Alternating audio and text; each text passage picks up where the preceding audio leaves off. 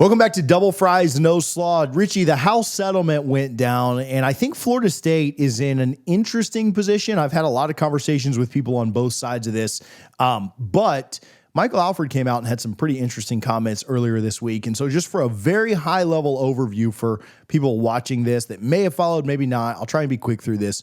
Florida State and the rest of essentially college football is now in a situation where schools are going to be able to pay athletes directly. We actually got some news on this that I'll quickly go into with how Florida State's actually in a good position for the money that will come directly from the schools, thanks to the state of Florida. But very high level overview. We have seen collectives and outside companies kind of fund NIL for the last, 3-4 years since it was enacted. Now schools are going to not only be able to, but have to pay players directly. And they'll have somewhere between $18 and $20 million to fund their athletic NIL, right? It's not really NIL anymore because it can truly just be pay for play, but they'll be able to pay players directly. They will literally get a check from Florida State University or direct deposit or however they set this up. Probably not checks. Nobody does checks anymore. But they will be paid directly from schools. What comes with that House settlement is that payments from outside of the school, whether that be a collective, whether that be from Kraft Nissan, whether that be from the Battle's End, whatever, those will be subject to review by Deloitte, a checks and balances, if you will, to make sure that deals are in line with what market standards are and what is reasonable. For example, Ohio State, if they want to pay Jeremiah Smith $20,000, the Ohio State Collective, in theory, cannot go and pay him $6 million on the side to supplement that and use that as a recruiting tool. Now, if Ohio State's budget wanted to pay him $6 million, I think that's fine. I don't think that's subject to a clearinghouse review, but any outside money would be subject to that. And that clearinghouse, that Deloitte, could come back and say, no, this deal is not necessarily in line with what market standards are. You're paying them a little too much. They could flag that deal. My opinion of what will happen with that, if they flag a deal, is I'll get right back to chatting with Richie, but first I want to give some more love to our friends over at Emerald Medical. Hey, stay tuned because we are going to do a giveaway with Emerald Medical for tickets to the Alabama-Florida State game coming up very soon. Should have that live within the next week or so. You'll have a chance to win with no purchase necessary, but for extra chances to win, I'd love for you to reach out to our friends over at Emerald Medical if you are feeling tired, sluggish, or just off. Low testosterone could be the problem and the culprit behind all of that. Emerald Medical will help you reclaim your energy with hormone replacement therapy. You can use our code DFNS at emeraldhrt.com for a free consultation and to save money on your journey to feeling like the new you. Chris is a huge FSU fan. You'll chat with him directly. He owns Emerald Medical and will offer personalized care that you can trust.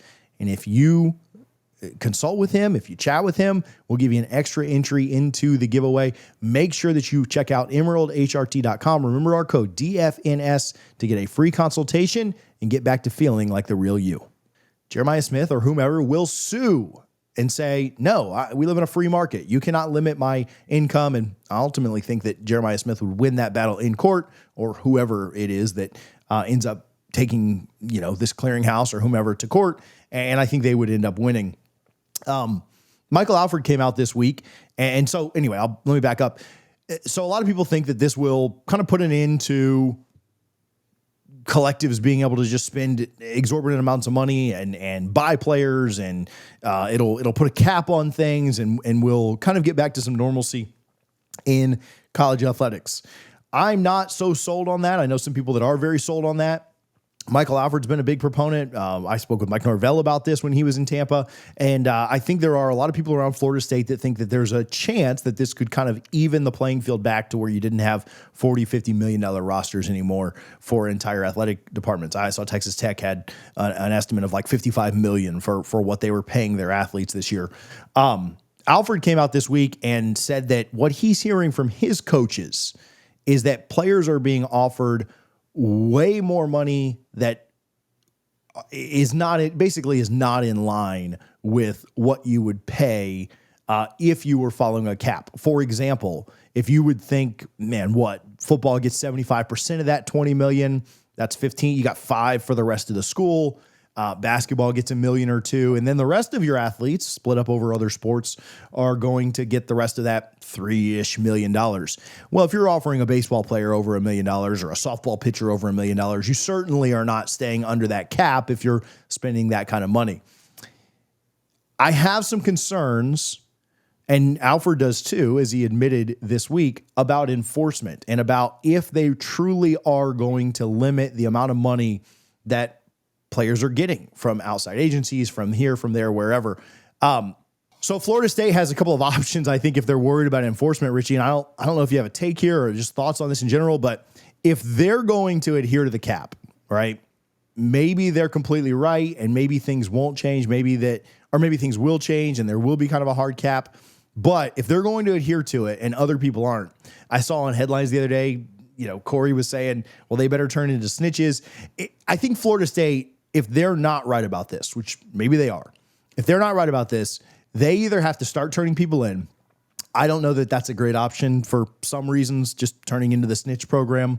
But if they're not going to, if everybody else is cheating, you either got to start cheating or you got to start turning people in, right? That's my final thought, right? If everybody else has been in the rules, you either got to start bending the rules or you better pray that some court cases go your way because I have some concerns around the way that they are approaching this. Now, I do think that them getting in trouble with NIL, just being a little more conservative on things in general, probably plays into that some. But I do kind of wonder how this turns out. And I think it's a little interesting that Alfred came out publicly and expressed some concern around the enforcement of this cap. If you ain't cheating, you ain't trying. I truly believe in that. And that's been the case in college football for decades at this point. It's not anything new. Look at SMU when they got the death penalty. And, now they were on the fringe of, going to the playoff last year, right? That's how money works in college football. And I think that, despite anything, I don't think you need to turn into the snitch program. I think you need to play the game. And the big thing is that a lot of these programs are going to do everything they can. And I personally think the NCAA does not have the power they used to have. They just don't. And I think that's lost upon a lot of us when talking about something like this of this magnitude. I think that, every SEC school is going to do what they have to do. Same with the Big Ten.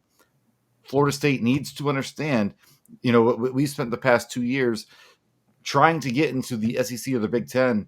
Well, you're not going to do that by playing by ACC rules. And yes, there are different rules for different conferences.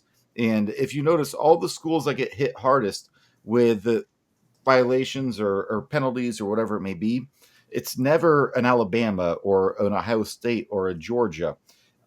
It's always the smaller schools. Florida State has that brand, and the NCAA needs Florida State. So I think you need to do whatever you have to do and stay competitive in this landscape, because at every other school, do you think Tennessee, Ole Miss, Alabama, Georgia, Michigan, Ohio State, you name it, Penn State, are they going to just take this and say, okay, we'll comply? No, because the NCAA has no power anymore.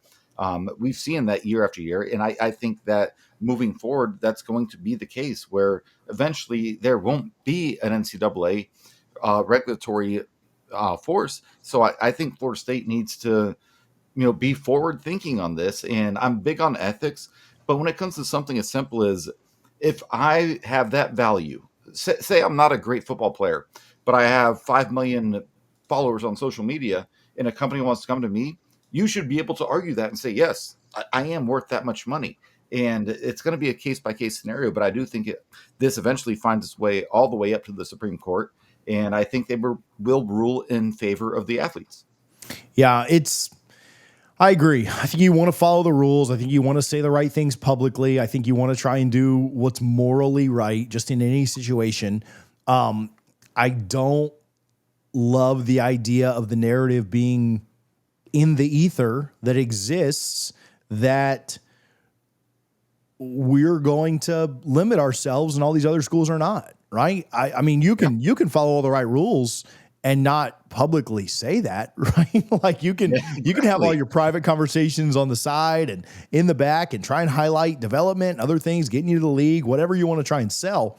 But I don't love the idea of publicly when all these other schools are offering. I mean, we talked about Texas Tech offering $50 million for their athletics program. And maybe they're front loading that. Maybe that's much less next year. A lot of this is TBD and wait and see.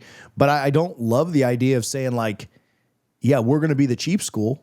Like, I don't love that narrative, right? Like we all remember when NIL started and we're like, yeah, we're rich, man. We're going to, Battles In was like, hey, we're here to compete. We're here to really take this to the next level.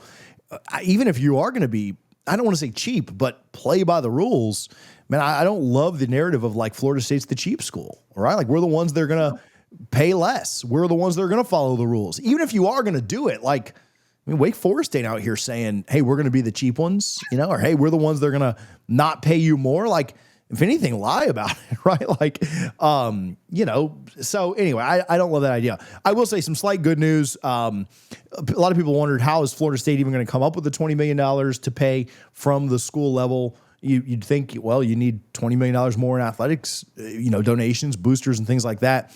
A bill was passed, or an amendment was passed this week by the Florida Board of Governors that now is going to allow Florida State and any other state institution, so Florida, Florida Atlantic, USF, UCF, not Miami because they are a private institution, but they will allow the schools to use auxiliary funds from like parking tickets and just other crap that they charge to fund athletics. And so Florida State's now I expect other states to pass stuff like this in the future. I don't think that this is going to just be a Florida advantage, but it will be a Florida advantage for this year. Florida State can use other funds from the school level. We talked about this a long time ago when it first came up back in January. Florida State can use university funds to now fund athletics. Some people are going to hate that. I don't really care. You can hate it. I don't say I don't care about your opinion, but whether you like it or not, that is what's going to happen. And it helps athletics out. I don't want to say that I don't care about academics, but I've never stood outside of a classroom cheering for kids taking a test. I wish them all the very best. I have no problem with Florida State academics, but my focus and the focus of this podcast largely is athletics. And so it is a good thing for the athletics department, whether you like it or not. And so since that is the focus of the podcast and the show and where my loyalties lie mostly, I think it's a good thing for FSU sports and athletics. And again, that will be a benefit that Florida can take advantage of, UCF. And so good news, because Florida State doesn't have to, one, cut sports, two, cut people. That $20 million that we were going to have to pay in the House settlement can now be used from university funds. And so again, no matter what your thoughts are on that, some good news for FSU athletics there. But yeah, big picture, Richie, I have some concerns about how this shakes out. Real quick, have you ever seen the movie The Program? No. So you need to watch it, and anyone who's watching now or listening in podcast form, go watch the movie The Program. I believe it came out in 1993, and it is very clearly based on Florida State football, with everything that goes on. And the head coach is in a meeting when a player got in a big bit of trouble. I'm not going to spoil it for you, but he has a comment. He's like, the dean says, we are an academic institution. And the football coach says, yeah, but when's the last time 65,000 people showed up to watch a kid take a damn chemistry test? And I think that's what we're getting at right here.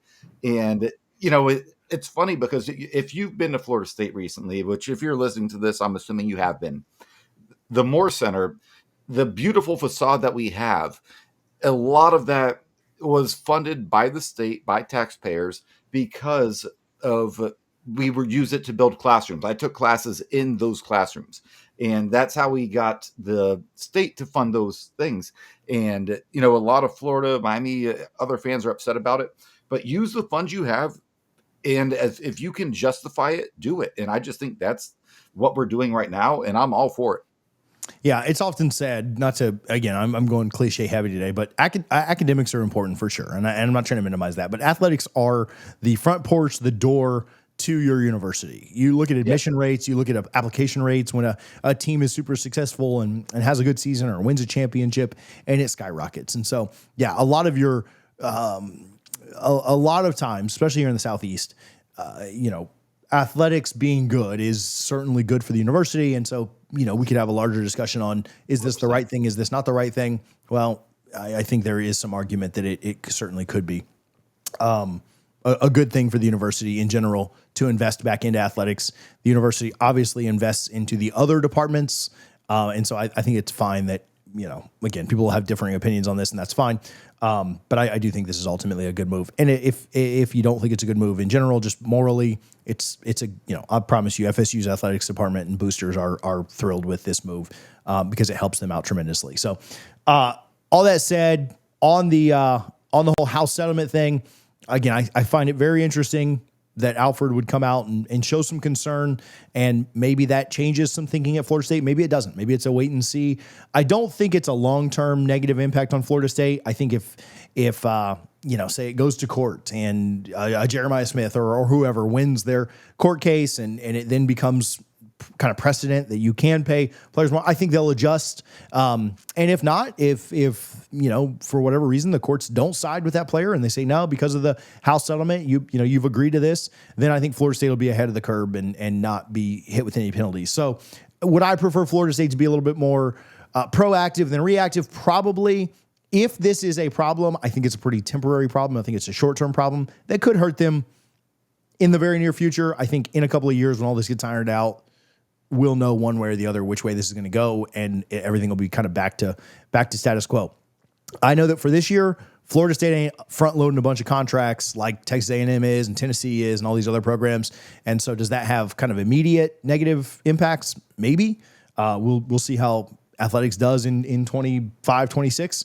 But I think adjustments will have to be made one way or the other, either by Florida State or by the rest of college athletics.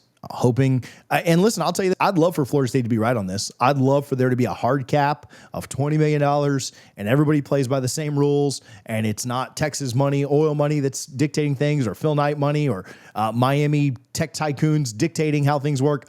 Listen, Florida State does not have they've got a good NIL program. They don't have the best in the country.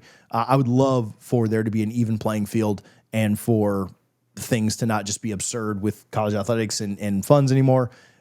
I don't know that I trust that that's going to happen, but I'd love for them to be right on this. But we'll see, I guess, in a couple of years, and maybe this will get old takes exposed. But any closing thoughts, Richie?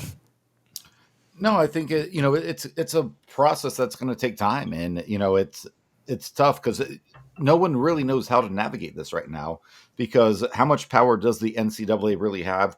Will Congress and the Senate act on this? There's just so many questions still out there that we just do not know. Each state is kind of doing their own thing right now. I think there needs to be a federal discussion at this level.